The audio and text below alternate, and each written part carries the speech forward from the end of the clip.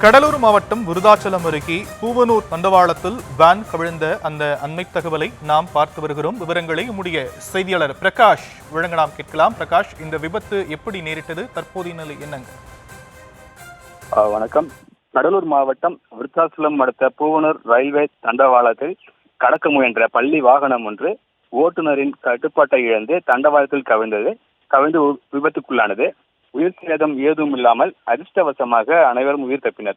தகவல் அறிந்து அங்கு சென்ற கிராம மக்கள் தண்டவாளத்தில் கிடந்த வாகனத்தை நிமிர்த்தி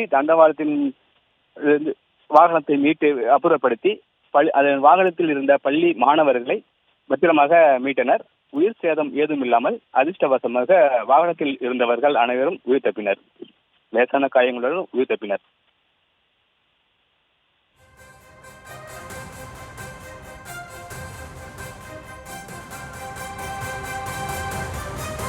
தற்போதைய விவரங்களுக்கு நன்றி பிரகாஷ்.